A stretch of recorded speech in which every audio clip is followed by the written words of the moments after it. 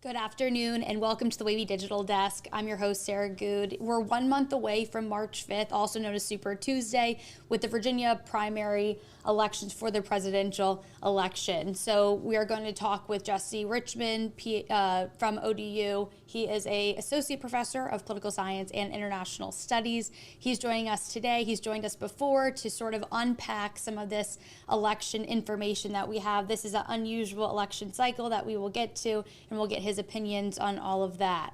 But if you do not know, here are the ballots on the screen. There is more information up on WAVY.com. It is linked in the Facebook chat and also on WAVY.com. So feel free to go there during this conversation to get more information and sort of follow along with what we're talking about. So I'm going to bring on Dr. Richman now, and we're going to jump right into it. Dr. Richman, thank you so much for joining us this afternoon. Great to be here. Perfect. Well, I know there's a lot to unpack. There's a lot going on in this election that as you said yourself, is a little unusual before we jumped on this call.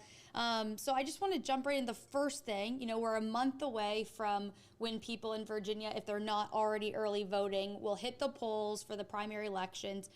Just what are your first thoughts? Well, so this is a really unusual situation. We haven't seen something quite like this since, I would say, about 1892. That was the last time we had someone who had been president, got defeated, decided to run again up. So that was Grover Cleveland decided he wanted his office back. So safe to say it's unusual. It has not occurred in the last 2 centuries. Yeah.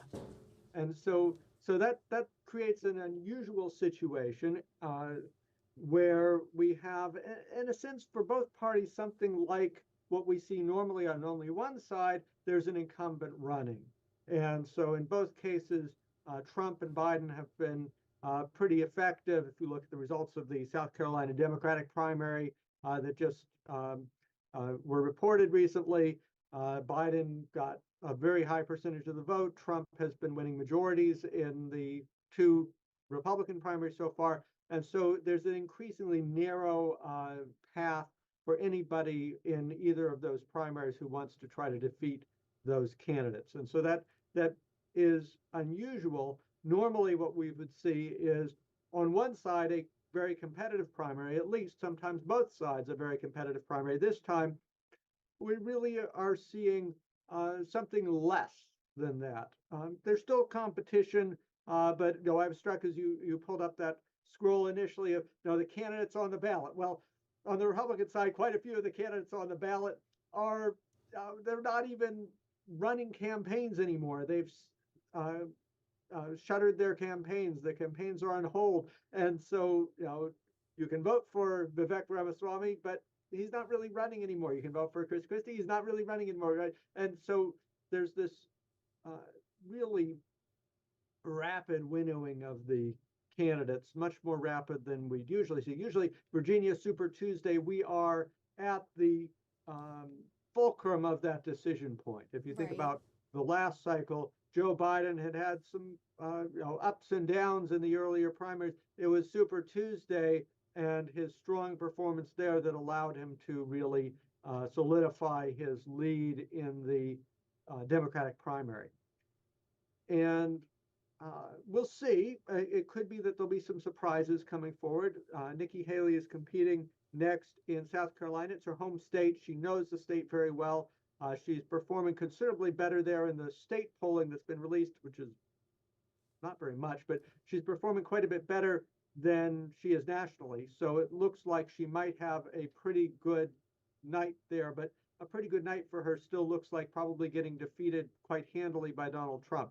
If that doesn't happen, if Trump doesn't get the sort of 25 to 30% above Haley lead that he's expecting, if instead it's a very narrow, that could give some fresh life to the Haley campaign. Maybe she's able to really enter Super Tuesday in a position where she has a active shot at becoming the nominee, or at least giving Trump a really long and intense run for it on the Democratic primary side, the Republican primary side. Democratic primary side, it looks like,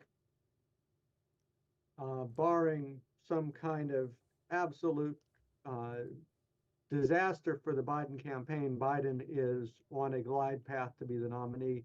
Uh, there's some weird things. If you look at the betting markets, the odds of Biden becoming the Democratic nominee still aren't, they're about 2/3, which seems low to me. I guess people are betting on some kind of health crisis or something. I'm not sure. And if you look just at what's happening politically, you have an incumbent president, two opposition candidates, neither of whom has managed to win much vote at all in the first official primary, didn't do terribly well in the New Hampshire primary when Biden wasn't even on the ballot. He still won very Right, effectively as with a that write-in write-in candidate. campaign, yeah. And so, neither, they're not catching fire, it seems like.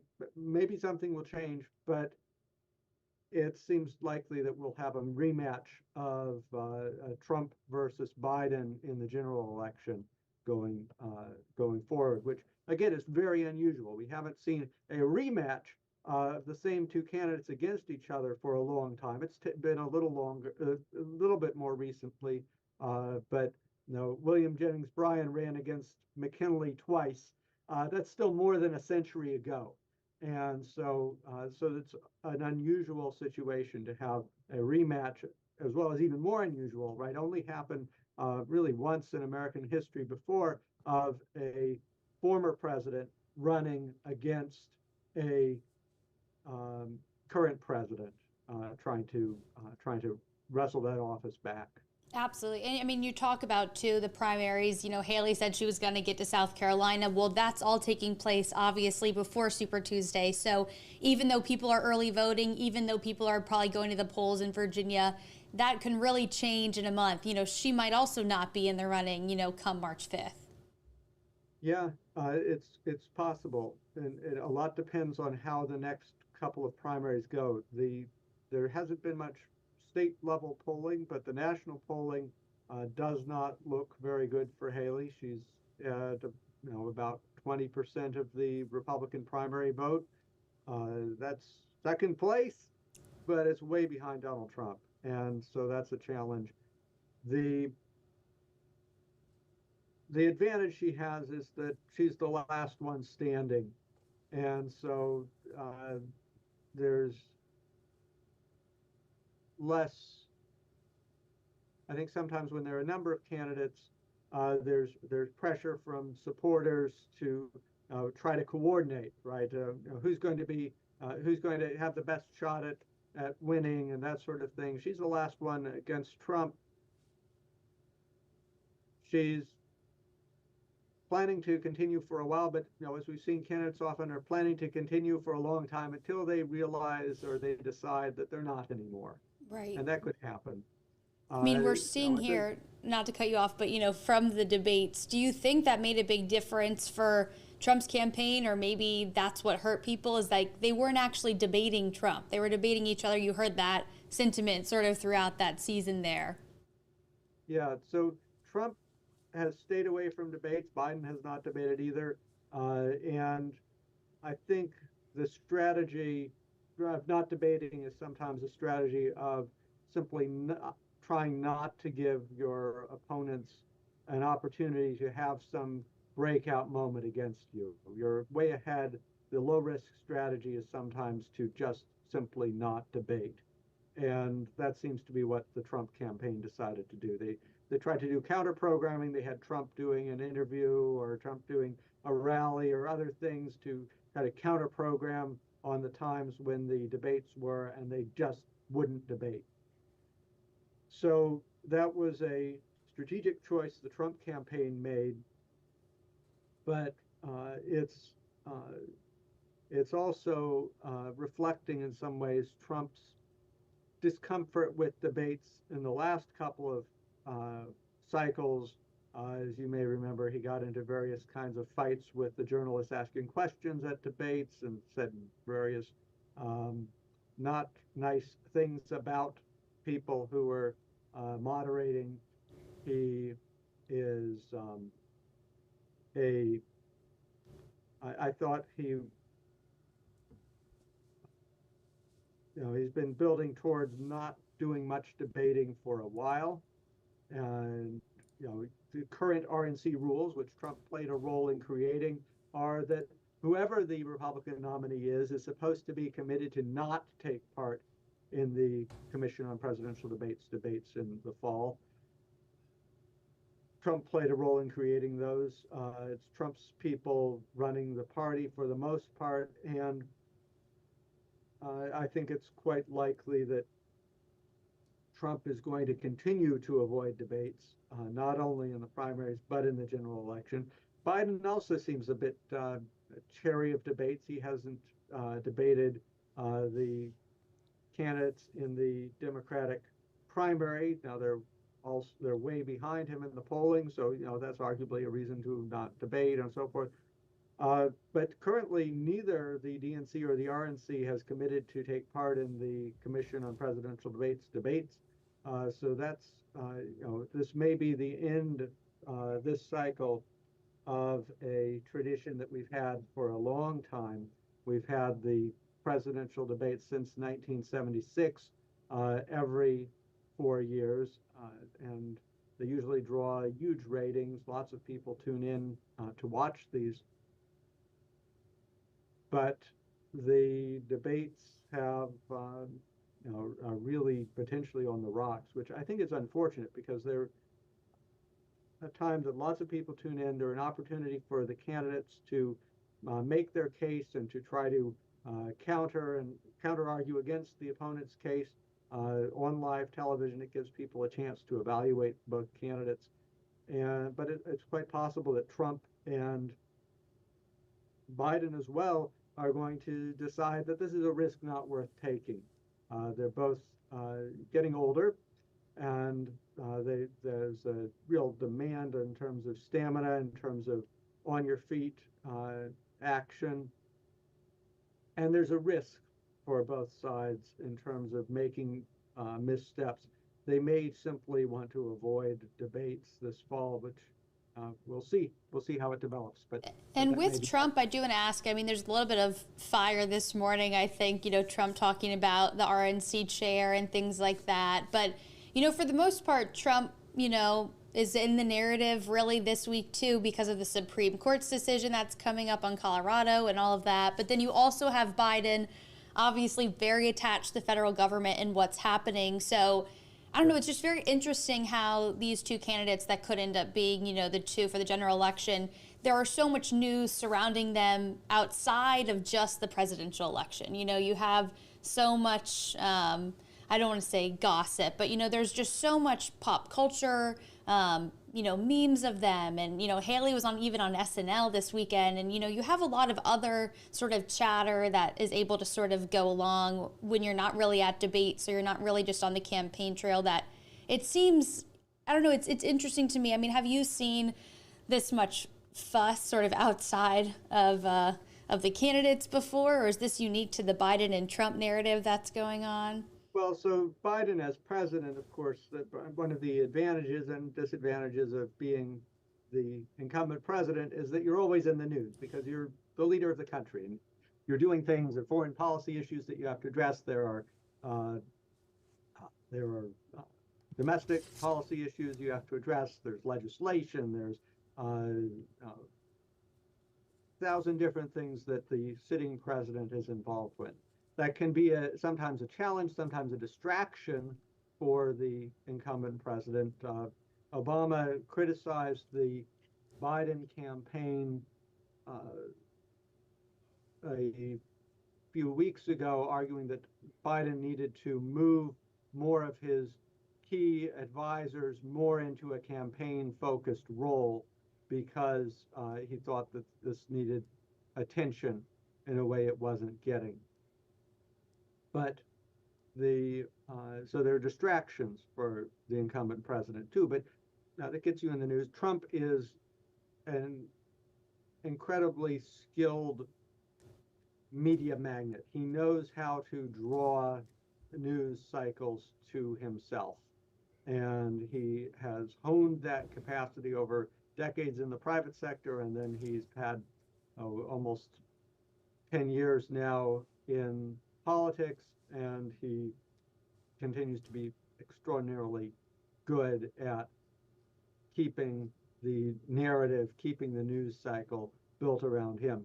And currently, partly that's built around him because of all of these indictments, the court cases, the results that have gone against him so far in terms of the New York fraud trial, the liability for defamation, all of this sort of thing. It's sometimes negative coverage, but Trump has operated throughout his political career, it seems like, on the aphorism that all news is good news. Being in the media, being in the press is something that he is very good at getting.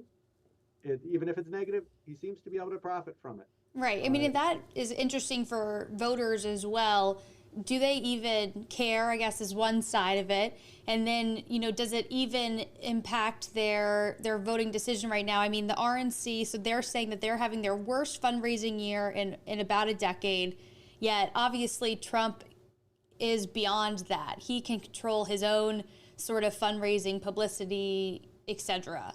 So... Yeah, the Trump on fundraising, his fundraising reports also came out recently, and they burned through a lot of money in the last year. They didn't have a net positive in terms of inflow versus outflow, and partly that reflects the costs of these court cases. They've been spending a lot of money on fighting the legal issues that threaten Trump's candidacy. So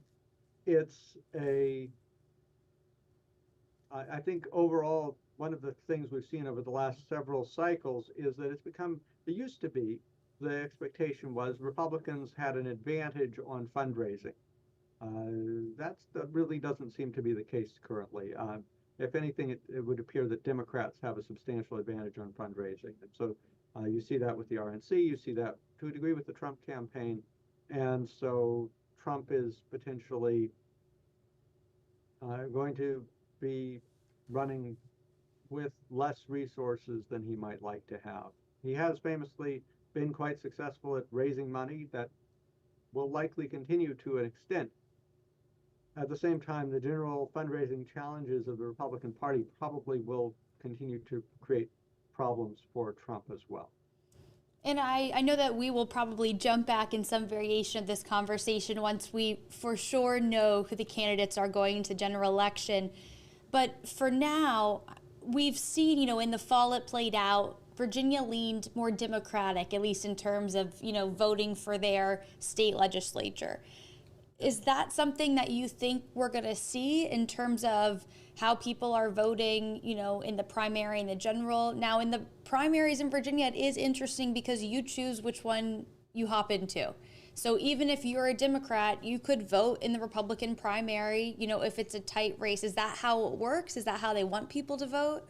Well, so certainly that's how the Haley campaign might like to have some people vote. This helped Haley in New Hampshire when independents were able to vote in the Republican primary, and that aided the Haley campaign to a degree. There's some people who would very much like to see Trump not on the ballot, and no matter what your normal party affiliation is, you can choose to vote in either party's primary. So that could happen. The broader issue of the structure of the primaries here, right? We have an open primary, and we have a number of candidates on it. People can choose where to vote. Normally, people don't cross over from one party to the other in very large numbers. I think it's unlikely that the Haley campaign is going to be saved by some influx of liberal Democrats. Most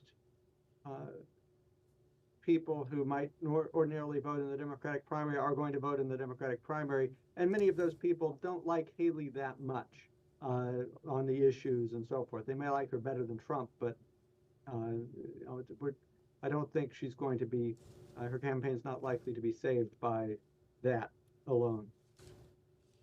And, before we end, I know we're about out of time here, I do want to ask, are there certain things that we need to watch out for the Trump-Biden election that could occur? Are people do you see people not being as excited to vote, or do you see people not being as excited to participate, knowing that they're sort of entering in, another version of this race that they've already sort of gotten through? I think it's complicated. Currently, I think there is a little bit less excitement and less engagement because the primary campaigns seem likely to go to a pretty clear conclusion. So there's less uh, opportunity for people to get excited about participating to help out some particular candidate, given that it seems likely. But nonetheless, despite that, it could go a variety of ways. I think people should still take part. It's an important exercise in civic participation. This is the opportunity to shape who the choices are. If you look at the national polling, there are lots of people who say they don't really want a Trump-Biden rematch. Well, if you don't want a Trump-Biden rematch, this is your chance to avoid it. And so as voters, on Super Tuesday, this is a crucial decision point. If the Trump-Biden rematch isn't going to happen, it's going to happen because of something that happens in Virginia and the other Super Tuesday states. And so that's important. Similarly, if you do support Trump and Biden, you want that matchup, well, you know how to vote in those primaries. As we go forward, it's going to be, I think, in some ways similar to 2020, but in other ways very different, right? 2020 was an odd election cycle in terms of the pandemic. That made it hard to campaign in a normal way, and a lot of other things going on. A different set of issues this time.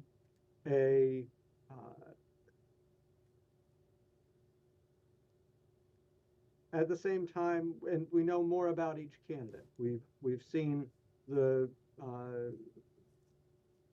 way things developed after the 2020 election. People have very polarized views on that. Trump has managed to persuade many of his supporters that the election was stolen from him. Many other people think Trump tried to steal an election. It's taking place in an atmosphere that is in some ways even more poisoned by these kinds of this kind of distrust, and that's a challenge going forward. And it's unique too that both of them, you can actually look at how their 4 years as president, how successful that was. I mean, you have a pure example of a Biden administration versus a Trump administration. Right. You have, in some ways, exactly parallel, right? Biden had 2 years with a Democratic majority in Congress, and what did he get done in terms of legislation, and how was he governed as president over 3.5 years? Trump, you have the Trump administration, 2 years with the Republican majority, and how did Trump conduct himself? And so it is going to, in some ways, be a double retrospective assessment in ways people aren't always able to do, because exactly they've seen both. And as the campaign goes on, I think that each of them is going to be trying to make the case that he's better prepared to lead America in the next 4 years, given both what happened during his presidency and what happened in the other's presidency. And so I expect it's likely to be quite negative in terms of attacks on the other. And the other thing we haven't talked about, but I think it's important to also keep an eye on, is the potential for third-party candidates. The polling suggests that people are feeling somewhat less attached to the major political parties than they have in recent years, and that there's a substantial number of people who are sort of testing the water about maybe supporting a third-party candidate. And so it will be really fascinating to see whether that develops, because if it's a three-candidate race, that has different dynamics in some important ways. And we haven't seen a real three-candidate race since Ross Perot ran for president in '92, I think. And is that something that you expect to pop up as a potential option after sort of this primary season when we really just move into the general? Well, a lot depends on how effectively possible third-party candidates are able to get on the ballot, how readily they can accomplish that, how readily they are able to maintain and develop public support.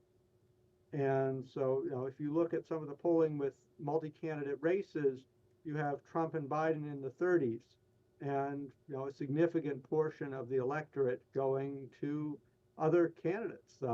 Kennedy getting the most. That's that change adds some interesting strategic challenges for the campaigns that I don't think they've necessarily reckoned with all the way. In a three-candidate race, running the kind of negative campaign that both parties have gotten really comfortable running in recent years is risky, because every time you tear down one opponent, that potential the public could switch not to you but to the other candidate. And so I'm not sure that they have really thought through that challenge yet. We'll see if the strategists are able to adjust to that challenge. But I think if they don't react to that in a smart way, it could really open the possibility for third-party candidates to do surprisingly well. That's interesting. So we're going to have to keep an eye on that, as well as, just in general what happens in the primary, and then, what the general election is going to end up looking like. Dr. Richman, I don't want to take up any more of your time as you get back to hopefully maybe some minds of tomorrow for their political run or their interest in politics. I mean, that's my last thing I did want to ask you. Are you seeing people on campus excited by all of this? Are you seeing them interested in class? Do you bring in some of these, current event examples and anything? Oh, of course. Seeing a variety of things. The students are engaged. I think there's a real search on the part of students for what is the path forward for us as a country in terms of how do we work to solve the challenges the country faces? How do we build a better future? And I think that